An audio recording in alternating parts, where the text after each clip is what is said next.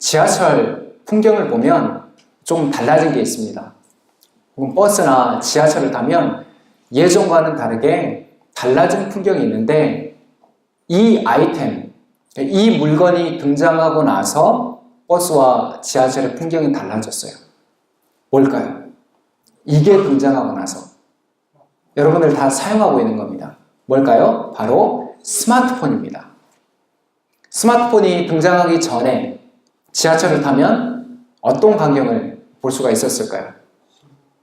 대부분의 사람들이 신문을 보거나 혹은 책을 보거나 그러한 풍경이었는데 스마트폰이 등장한 이후로 버스를 타보면 혹은 지하철을 타보면 사람들이 거의 예외 없이 다 뭐만을 보고 있어요?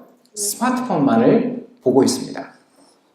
학생들은 게임을 하고 또 직장인들은 SNS를 하고 그것으로 뉴스 기사를 찾아보거나 거의 예외 없이 대부분의 사람들이 그렇게 스마트폰을 사용하고 이 스마트폰의 등장으로 말미암아 지하철의 풍경이 정말 많이 바뀌었습니다.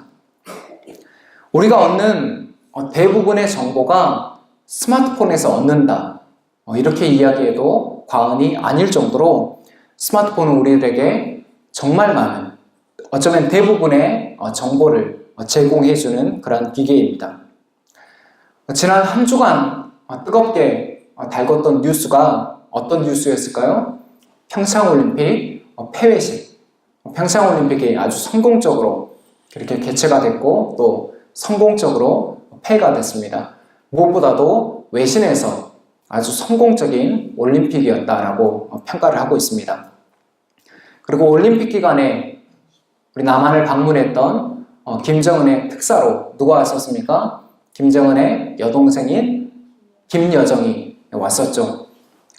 특별히 김정은의 메시지를 가지고 왔습니다. 그 메시지가 뭐였습니까? 남북 간에 대화를 할 용의가 있다. 그리고 미국과도 대화를 할 용의가 있다. 그래서 지금 남북 간의 평화 이 무드가 아주 급격하게 조성되고 있습니다.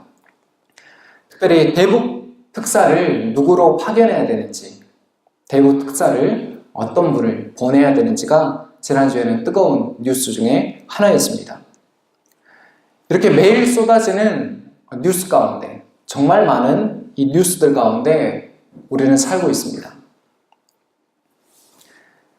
그 가운데서 우리 하나님의 백성들이 진정으로 이 귀 기울이고 들어야 할 메시지는 무엇일까요? 오늘 말씀은 신명기 말씀입니다. 모세오경의 마지막 책이죠. 이 한글 성경으로 이 신명기는 이름이 좀 번역이 어려워요. 신명기 하면 무슨 뜻인지 잘 모르시겠죠? 이 신명기는 이 반복된 율법 혹은 다시 가르쳐진 율법이라는 뜻입니다. 히브리 성경에 보면 이 신명기의 제목이 말씀들이라는 제목으로 되어 있습니다. 뭐라고 되어 있어요? 말씀들이라는 제목입니다. 이 어떠한 말씀들이냐? 신명기가 어떠한 말씀들을 담고 있냐? 이 역사적인 배경을 조금 우리가 살펴볼 필요가 있습니다. 지금 신명기는 이스라엘이 약속의 땅인 가나안을 들어가기 바로 직전의 상황입니다. 어디를 들어가기 바로 직전의 상황이라고요? 약속의 땅인 가나안을 들어가기 바로 직전의 상황입니다. 신명기의 주 무대, 모세의 설교가 선포되어지는 신명기의 주 무대는 모압 평지입니다. 모압 광야입니다. 이 모압 평지는 이 광야와 그리고 약속의 땅 가나안을 경계로 잇는 그런 상황입니다. 다시 말씀드립니다. 이 모압 평지는 이 광야와 약속의 땅 가나안의 경계가 있는 그러한 경계 지점입니다. 그렇기 때문에 이 모압 광야에서 약속의 땅 가나안이 보일까요? 안 보일까요? 보이겠죠. 쉽게 말하면 판문점에 우리가 가보면 북한이 보여요? 안 보여요? 북한을 볼 수가 있잖아. 그 경계선에 있는 지역입니다. 신명기의 내용은 출애굽 2세대, 출애굽 1세대는 모두 광야에서 죽죠. 출애굽 2세대만이 약속의 땅 가나안에 들어가게 됩니다. 이 출애굽 2세대에게 시내산 율법을 새롭게 가르치는 모세의 설교입니다. 모세의 말씀들입니다. 오늘 본문인 신명기 6장은 특별히 이 4장 이후의 말씀은 구약 전체의 핵심 말씀 중에 하나입니다. 구약 전체의 핵심 말씀 중에 하나입니다. 중요한 말씀입니까? 아닙니까? 아주 매우 중요한 말씀입니다. 특별히 이 말씀은 쉐마라고 불립니다. 뭐라고 불린다고요? 쉐마라고 불립니다. 이 쉐마는 들으라라는 뜻의 히브리어입니다. 들으라라는 뜻의 히브리어 단어가 쉐마입니다. 쉐마 이스라엘, 들으라 이스라엘, 이스라엘아 들으라 이런 뜻이겠죠. 유대교에서는 이 쉐마가 우리가 예배 가운데 고백했던 신앙 고백, 이 사도신경처럼 신앙 고백에 속하는 아주 중요한 내용입니다. 유대교에 있어서 이 쉐마가 가지는 위치는 신앙 고백같이 아주 특별한 중요한 그런 고백입니다. 유대교와 개신교의 차이 여러분들 아시죠? 가장 중요한 차이가 뭡니까? 유대교와 우리 개신교의 가장 중요한 차이가 뭐예요? 유대교는 예수를 메시아로 인정합니까? 받아들이지 않습니까? 받아들입니까? 받아들이지 않습니까? 받아들이지 않아요. 유대교는 예수를 메시아, 그리스도로 받아들이지 않습니다. 특별히 우리 성경에서 계시하고 있는 삼위일체 하나님을 유대교는 받아들이지가 않습니다. 이것이 가장 우리 개신교와의 큰 차이점입니다. 이 쉐마 이스라엘, 가나안 입성을 앞둔 이 출애굽 2세대가 듣고 이 마음에 새겨야 할 말씀들입니다. 또한 지금 이 말씀을 듣고 있는 우리도 우리의 마음 가운데 새겨야 할 그 말씀들입니다. 쉐마 이스라엘, 첫 번째는 여호와를 알라, 이 하나님에 대한 지식입니다. 4절 말씀 우리 함께 읽도록 하겠습니다. 시작. 이스라엘아 들으라, 우리 하나님 여호와는 오직 유일한 여호와시니. 아멘. 지금 모세의 말씀을, 이 모세의 설교를 듣고 있는 청중이 누구라고 말씀드렸습니까? 출애굽 2세대입니다. 1절, 2절을 요약하면 6장 이하의 계명은 출애굽 2세대가 가나안 땅에, 약속의 땅인 가나안에 들어가서 지켜야 할 계명들을 이야기하고 있습니다. 잠깐 살펴보면 출애굽 1세대, 홍해를 건너온 세대죠. 출애굽 1세대는 왜 약속의 땅 가나안에 들어가지 못했습니까? 왜 들어가지 못했습니까? 우리 성경 통독했었죠, 민수기 13장, 14장에 보면 어떠한 사건이 나옵니까? 가나안 정탐 사건이 나옵니다. 각 지파별로 한 명씩 뽑아서 12명의 대표를 가나안에 정탐을 보냅니다. 정탐을 다 마치고 돌아온 12명의 정탐군의 보고가 아주 극명하게 10명과 2명의 극단적인 이 보고로 나눕니다. 먼저 10명의 정탐꾼들은 가나안 땅을 들어갈 수 있다, 가나안 땅을 취할 수 있다, 그렇게 이야기했습니까? 아니었습니다. 대다수의 10명의 정탐꾼들은 가나안의 거민들은 아주 크고 기골이 장대해서 우리는 그들에 비하면 뭐와 같은 존재라고요? 메뚜기와 같은 존재다. 우리는 그 땅에 들어가면 틀림없이 멸망하고 말 것이다. 근데 나머지 두 사람, 아주 소수 의견이죠. 여호수아와 갈렙은 어떤 보고를 했습니까? 그 땅은 심히 아름다운 땅이다. 하나님이 우리에게 주신 땅이다. 우리가 믿음으로 얼마든지 올라가서 취할 수 있다. 그렇게 보고를 했습니다.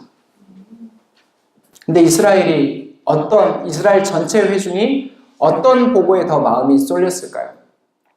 10명의 보고였을까요? 소수의 2명의 보고였을까요? 대다수의 10명의 보고였습니다. 밤새도록 이스라엘이 울고 통곡했습니다. 심지어는 모세를 제외하고 다른 지휘관을 세워서 이집트로 돌아가자 라고 그렇게까지 이야기를 합니다. 근데 이것은 단순한 원망, 이 단순한 이 불평을 넘어서 이스라엘이 하나님 앞에 보인 명백한 불신앙입니다. 이집트로 돌아가자라는 것은 그 이집트에서, 그 죄악에서 노예된 이스라엘을 이끌어 온 하나님을 향한 분명한 반역과 불신앙이었던 것입니다. 그렇기 때문에 하나님 뭐라고 말씀하십니까? 출애굽 1세대들은 여호수아와 갈렙을 제외하고 단 한 사람도 약속의 땅에 들어가지 못할 것이다. 40년 동안 광야를 방황하다가, 광야를 배회하다가 그 땅에서 다 죽을 것이다. 하나님이 분명하게 말씀하십니다.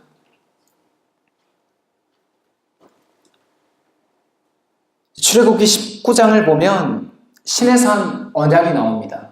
출애굽기 19장 이후에 보면 시내산 언약이 나옵니다. 이 시내산 언약은 하나님과 이스라엘이 맺은 계약입니다. 하나님과 이스라엘이 맺은 계약입니다. 계약에 있어서는 쌍방간에 지켜야 할 의무가 있는 것이죠. 하나님께서는 이스라엘을 제사장 나라로 삼으신다고 말씀하십니다. 그러면서 율법을 수여하시는 거죠. 율법을 수여하시는 것은 이제 이스라엘이 다른 민족과 완전히 다른 차원의 그런 정체성을 갖게 된다는 것입니다. 미국 시민권을 받게 되면 이제 미국 여권을 발급받는 것처럼 이스라엘에게 율법이 수여됩니다. 그리고 그 율법을 잘 순종하면, 잘 지키면 뭘 받습니까? 축복을 받고, 그 율법을 잘 지키지 않으면 뭘 받습니까? 저주와 심판을 받는다고 하나님께서 분명하게 말씀하시고, 이스라엘 또한 그 하나님과의 언약, 계약을 체결합니다. 그 뜻대로 따르겠다라고 순종합니다. 만약에 출애굽 2세대, 오늘 말씀을 모세의 설교를 듣고 있는 그 출애굽 2세대가 율법을 잘 지키고 여호와를 경외하는 신앙을 다음 세대에게 전수하면 그들은 하나님의 약속대로 가나안에서 번성하고 아주 오래도록 살게 될 것입니다. 그러나 결말은 어떻게 됐습니까? 우리가 신명기 이후에 성경을 볼 수가 있죠. 출애굽 2세대의 결말이 어떻게 됐습니까? 약속의 땅 가나안에서 번성하고 오래도록 살았습니까? 아니었죠. 주전 586년에 결국 하나님께서 바벨론을 들어서 이스라엘을, 유다를 심판하십니다. 나라가 완전히 멸망하게 되어버리죠. 그렇게 지금 출애굽 2세대에게 선포되는 이 말씀의 무게, 이 말씀의 엄중함이 느껴지십니까? 우리는 결말을 이미 다 알고 있지만 지금 말씀을 듣고 있는 이 세대들에게 이 말씀, 이 율법을 어떻게, 얼마나 잘 준수하느냐에 따라서 그들이 가나안 땅에 들어가서 그들의 운명이 결정되어지는 것입니다. 얼마나 이 말씀이 지금 무게감이 있는 말씀입니까? 지금 이스라엘에게 가장 먼저 가르쳐야 하는 계명, 모세는 무엇을 지금 가르치고 있습니까? 여호와를 알라, 바로 하나님에 대한 지식입니다. 너무나 당연한 말씀이죠. 그럼 이스라엘 백성들이 하나님에 대해서 알아야지. 뭐 다른 신에 대해서 압니까? 누구를 알아야 됩니까? 그런데 여러분, 이 호세아 4장 6절을 우리 함께 읽도록 하겠습니다. 시작. 내 백성이 지식이 없으므로 망하는도다. 이 앞부분만 제가 넣었습니다.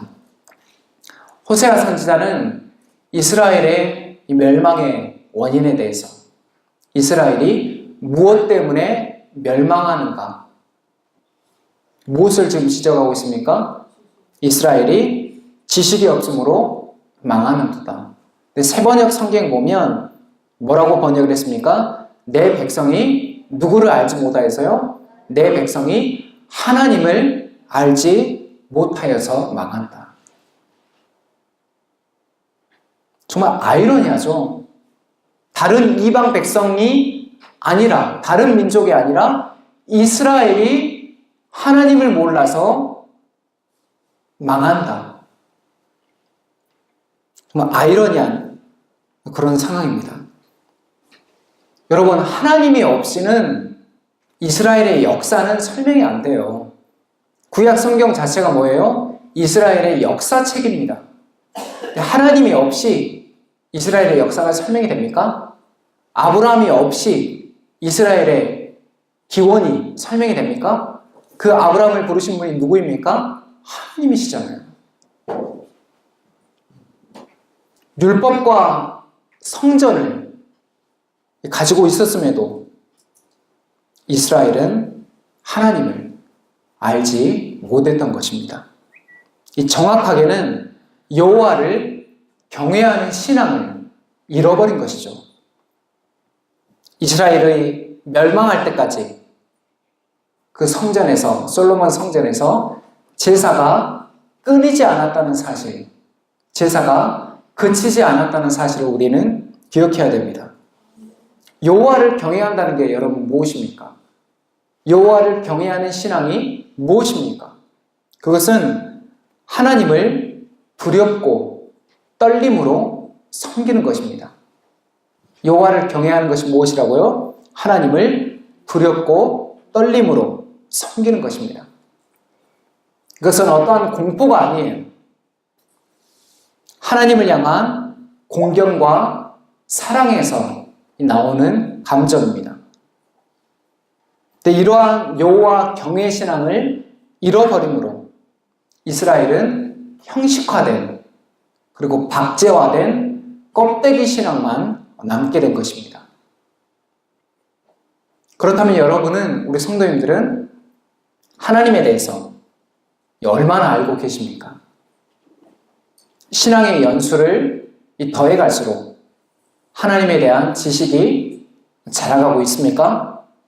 아니면 하나님에 대해 주일 예배 때 읽는 성경과 듣는 설교에 그치고 있지는 않은지요? 누가 저에게 하나님에 대해서 얼마나 알고 있습니까? 라고 물어보면 저는 잘 모르겠다라고 대답을 합니다. 잘 모르겠다. 하나님에 대해서, 성경에 대해서 설교하는 목사가 하나님에 대해서 잘 모르겠다 이야기하는 게 좀 이상하게 들릴 수도 있습니다. 근데 제가 하나님에 대해서 잘 모르겠다라고 대답하는 이유는 하나님을 정말 몰라서가 아니라 제 작은 이 머리로 그 크신, 그 광대하신 하나님을 얼마나 알 수 있을까 하는 고백인 것입니다. 이 성경을 제 아무리 잘 아는 목사, 신학자라 할지라도 항상 겸손해야 하는 이유는 이 성경에 계시된, 성경에 나타나 있는 하나님에 대한 지식은 하나님의 존재, 그분의 광대하심에 비하면 극히 일부분이에요. 아주 적은 부분입니다. 그렇기 때문에 더욱더 겸손해야 하는 것입니다. 우리가 지금 성경 통독 신명기를 지나가고 있습니다. 성경 통독을 잘하고 있는 증거가 여러분 무엇인지 아세요? 성경을 읽어갈수록, 성경을 우리가 묵상해 갈수록 하나님의 역사, 그리고 하나님의 일하심, 하나님의 마음, 하나님의 긍휼이 조금씩 보여진다면, 조금씩 말씀을 통해서 깨달아진다면 성경 통독을 잘 해나가고 있다는 증거입니다. 단순히 읽고 그치는 것이 우리의 통독의 목적이 아니라고 제가 수차례 말씀드렸습니다. 이 성경은 하나님에 대한 유일한 그리고 최고의 지식을 담고 있는 책입니다. 여러분, 지금 하나님에 대한 지식이라고 이야기를 했을 때 히브리 개념에서 이 지식에 대한 개념, 히브리 개념에서 알다라는 개념은 단순히 책에서 우리가 어떠한 정보를 얻는 그러한 개념이 아니라 히브리 개념에서 알다라는 개념은 체험적인 알미입니다. 체험적인 지식입니다. 그렇기 때문에 하나님에 대한 지식, 여호와를 알라라고 얘기했을 때는 단순히 지성적인 그러한 지식이 아니라 체험적인 지식, 체험적인 알을 전제하고 있다는 것을 기억하시면 좋겠습니다. 여러분, 성경을 사랑하십시오. 성경을 사랑해야 됩니다. 하나님에 대한 지식, 하나님에 대한 알은 오직 무엇을 통해서만 자라갈 수가 있습니까? 오직 성경을 통해서만 자라갈 수가 있다는 것입니다. 쉐마 이스라엘, 이스라엘이 듣고 마음에 새겨야 할 이 두 번째 메시지는 바로 여호와를 사랑하라입니다. 우리 5절 말씀 함께 읽도록 하겠습니다. 시작. 너는 마음을 다하고 뜻을 다하고 힘을 다하여 내 하나님 여호와를 사랑하라. 아멘. 이 쉐마의 신앙 고백에 이어서 내 하나님 여호와를 사랑하라는 말씀이 이어지고 있습니다. 이 십계명으로 대표되는 율법, 그 율법을 두 부분으로 나누면 누구 사랑과 누구 사랑이라고 말씀했죠? 하나님 사랑과 이웃 사랑이라고 말씀을 드렸습니다. 이 하나님을 사랑하라, 하나님을 사랑하십시오 라고 이야기했을 때는 이 통일되지 않은 우리 각자가 떠올리는 이미지들이 있어요.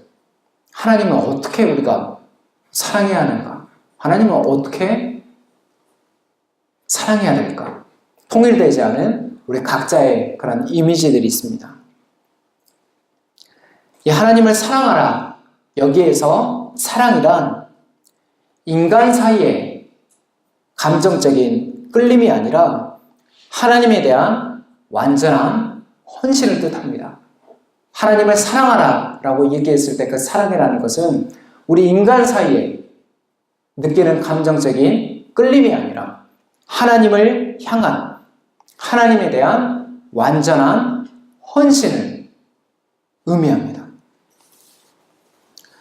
이어서 모세는 그렇다면 하나님을 어떻게 사랑하라고 이야기하고 있습니까? 감성적으로요? 내가 느끼기에 뭔가 사랑할 만할 때 그때 사랑하라고 이야기합니까?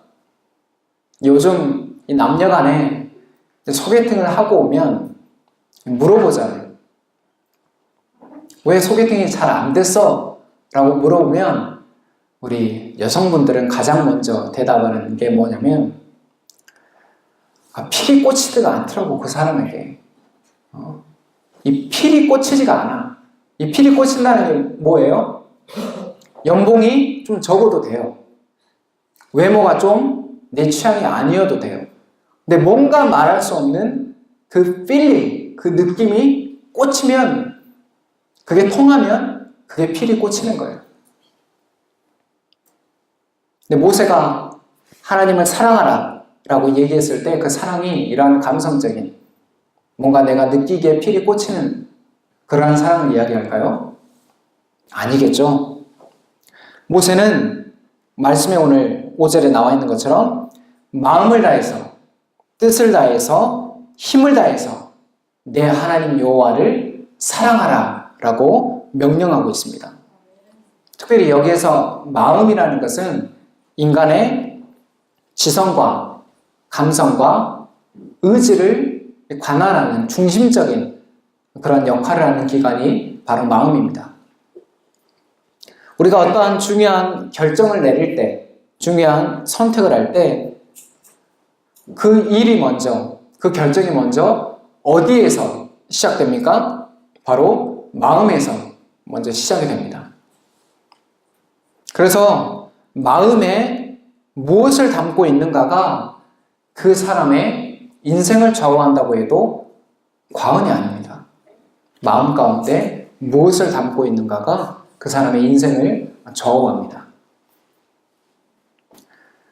좀 시간이 지났지만 예전에 아주 SBS에서 시청률이 아주 높게 나왔던 드라마가 있습니다. 파리의 연인이라는 드라마가 있습니다. 혹시 보신 성도님들도 계실 거예요.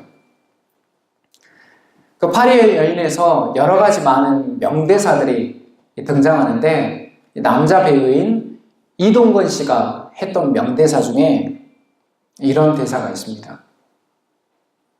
그 여주인공이 누구였죠? 파리의 연인에서 김정은 씨였죠. 그 김정은의 손을 딱 쥐어잡고 자신의 가슴에 딱 댄 다음에 이야기하죠. 이 안에 너 있다. 아주 유명한 그런 명대사였습니다. 그러면서 이야기합니다. 네 마음속에 누가 있는지는 모르겠지만 이 안에 당신이 있다. 참 이러한 드라마 때문에 이 한국의 우리 남성분들이 참 많이 힘들어져요. 이거는 그냥 할 수 있는 그런 대사가 아니라 드라마 작가가 써준 대사잖아요.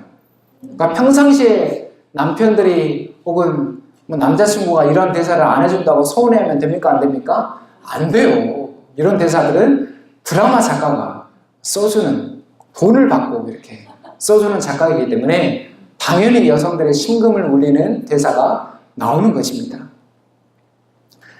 자, 다시 말씀으로 돌아가겠습니다. 이처럼 이 마음을 다해 하나님을 사랑한다는 뜻은 우리의 중심이 늘 누구를 향해 있다는 것입니까? 그 남자 주인공처럼 하나님을 향해 있다는 그러한 표현입니다.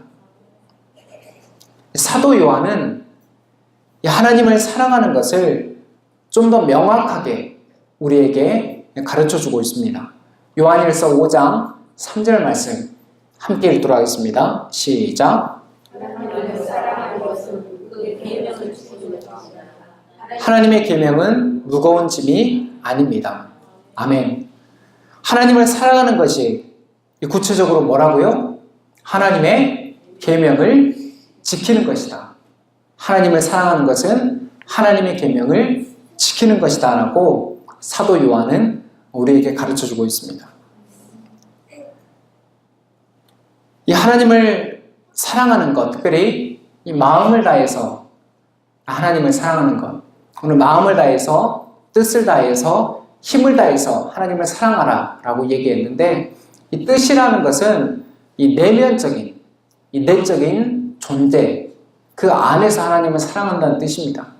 힘을 다해 하나님을 사랑한다는 뜻은 우리의 온 의지를 다해서 적극적으로 능동적으로 하나님께 나아가는 그런 의지적인 표현을 이야기하는 것입니다.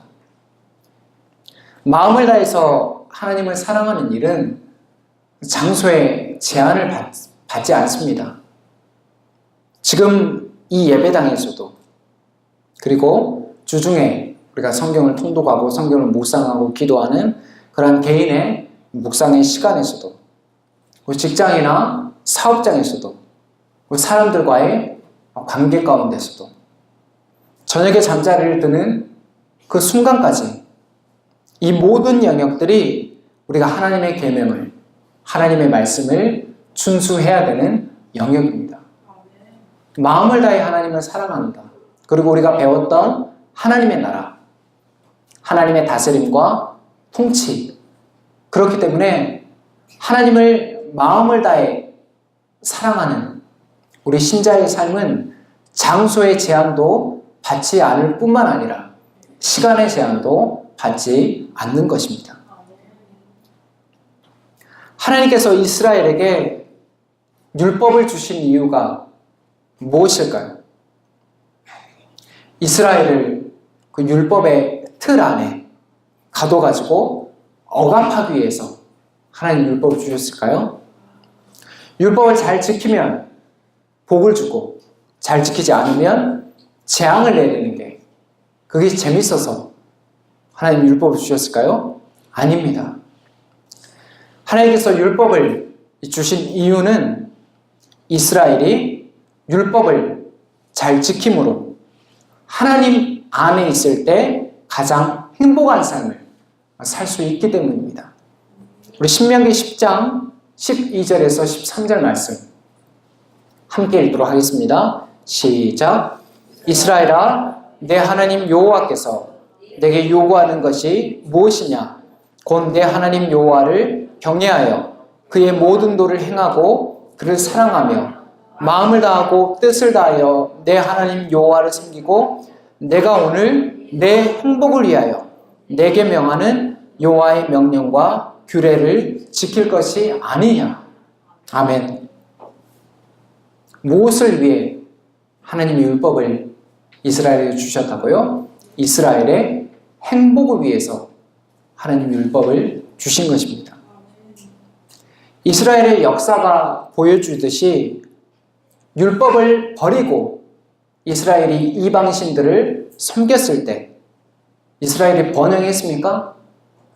그들이 진정 행복한 삶을 영위했습니까? 아니잖아요. 일시적으로는 뭔가 잘 되는 것처럼, 그리고 여러 쾌락들이 그 우상숭배의 대가로 이스라엘에게 주어졌습니다.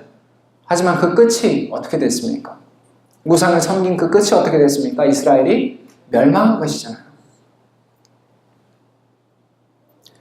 이스라엘은 하나님을 떠나 이방신들을 섬겼을 그때부터 이스라엘의 역사는 내리막길을 걸었고 결국에 멸망에 이르게 된 것입니다.